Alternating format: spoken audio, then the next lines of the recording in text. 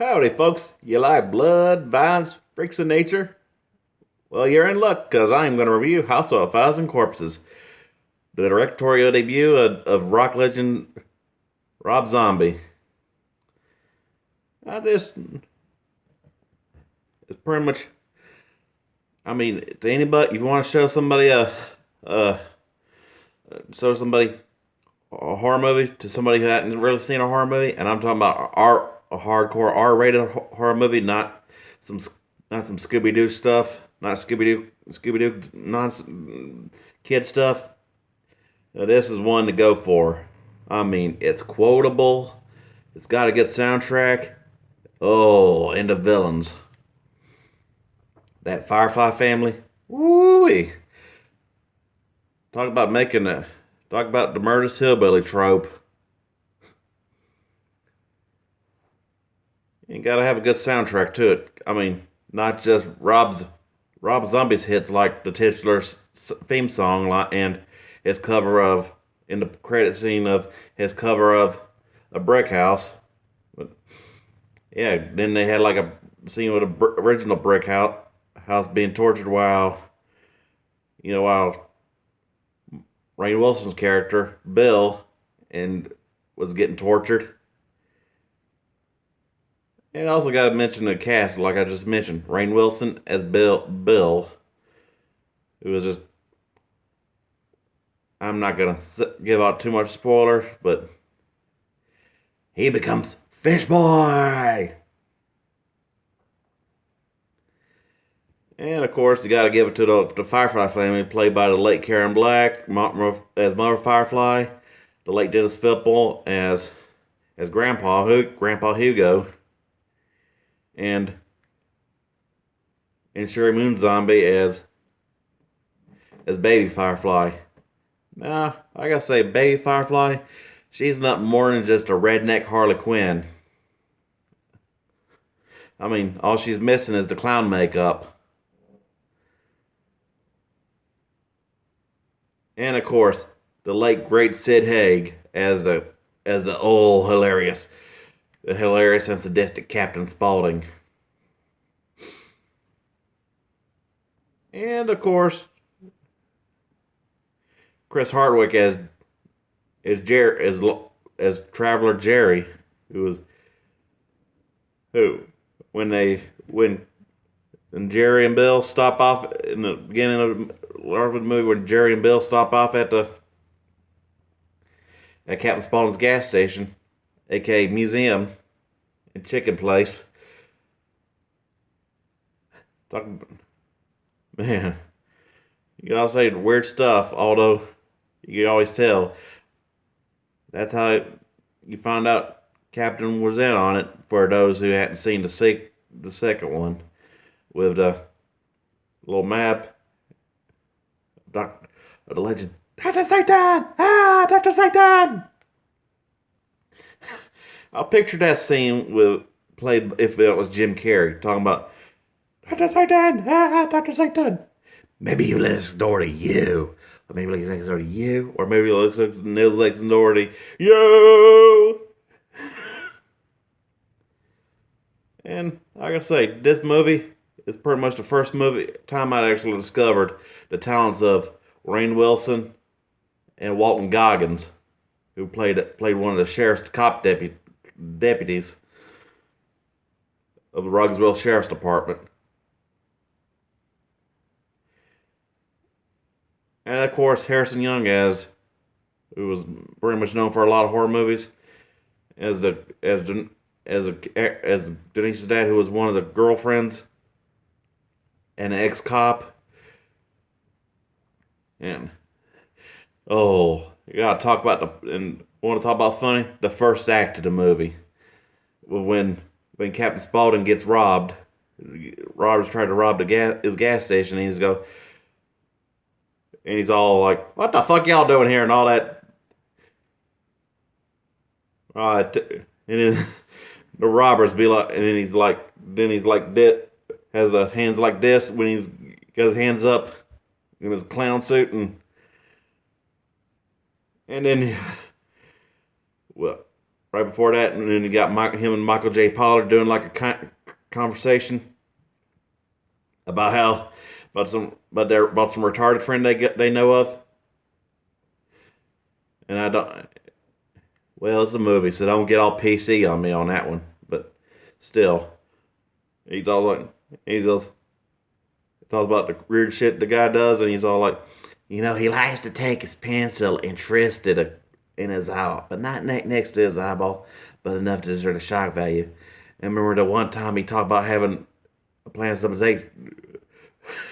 One time he had Dr. Zayas stuck up. I had to call out to get a plan to stick out his ass. I mean, he literally had Dr. Zayas right up in there. Man, that was funny. And of course, back at the robbery, and old Michael J. Pollard's character Stucky always spots out Rick Ronald when he's got a mask on, and he goes, "Oh, I remember you. You're Richard Wick, right?" Everyone used to make fun of you, call you Little Dick Wick. Little Dick Wick, liver's brick. Don't it smell just make you sick? And he goes, "Stop singing, I hate that song." And he goes, "Put your fucking mask back on." And then another funny scene was old Captain Spaulding talking about, "Well, I tell you what, Ski King, why don't you take your mama home some chicken and I might still stick your boot all up in your ass."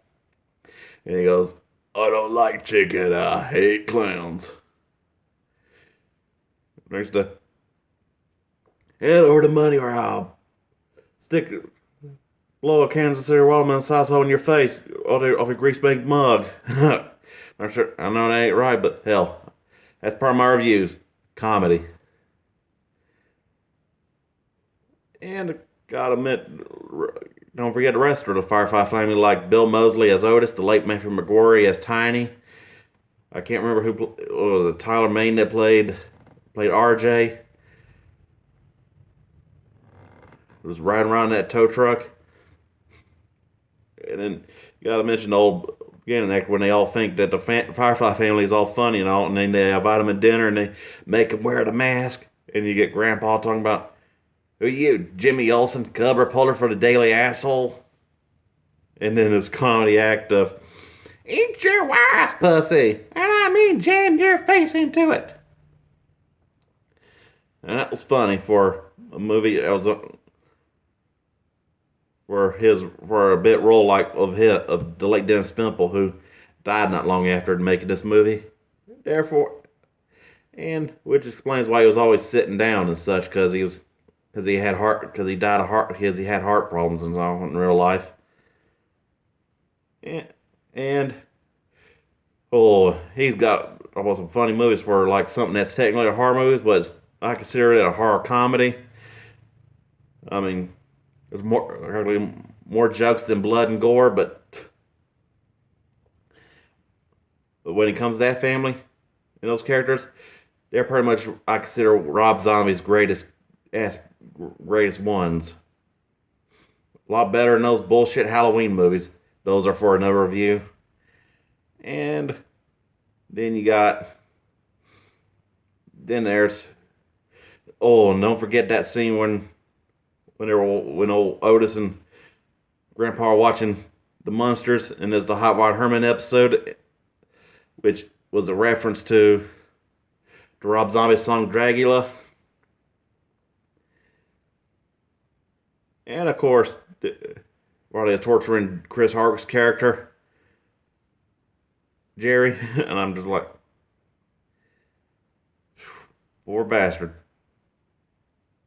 And then when they have like this little torture session, and Otis is wearing her old girl's dad's face as a mask after shooting him in the back and all, and every time I hear "I Remember You" by the late Slim Whitman or the Frank Ifield covered from, I always think of that movie when I hear that song.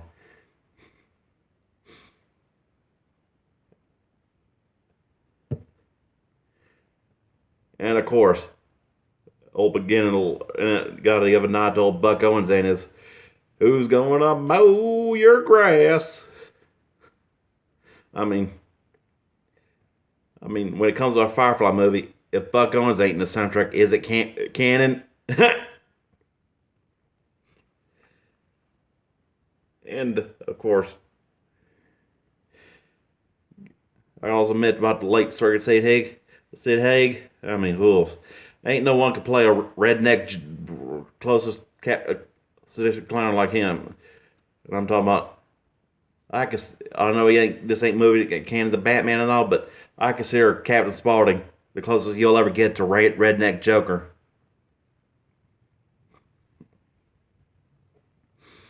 I mean, oh, got a bit funny things like back at the robbery when he goes, "My damn motherfucker got blood all over my best clown suit," and then at the beginning one where he's just got a hot dog shirt and on the back says, "If I wanted to listen to an asshole, I'd fart." At the beginning, right before he introduces the Bill and Jerry and their girlfriends to the murder ride, which showed about history of serial killers and like the infamous Albert Fish, and the sinister Ed Gein, and of course, Dr. Satan.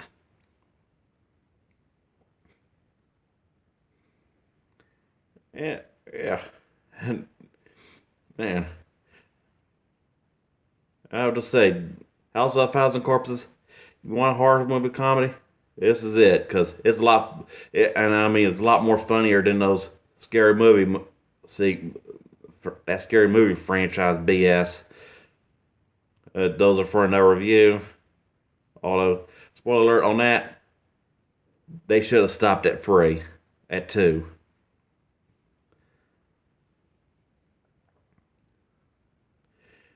But yeah, gotta give props to old Rob Zombie. He pretty much made me a horror fan. Wanted me to give me more appreciation for horror because he gives nods to the older movies and all. And I mean, say what you want, he respects them and he respects the legends and all. That's what makes them watchable. And therefore, House of a Thousand Corpses, a 5 out of 5. And this one, I'll say the DVD, some special features. Like, for example, you could, if you watch it on DVD, you get like a feature where it goes like, you press a bell and it got Captain Spaulding going, hold it, who's messing that damn bell? And he goes, shit the bed.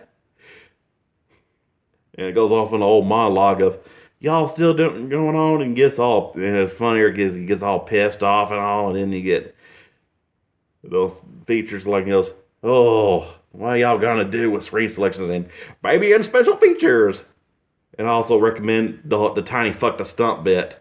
Man, oh, that was some fun, hilarious jokes. I tell you, I'll tell you what. After all, a whole 5 out of 5. You gotta give it for horror fans and just movie fans in general. I mean,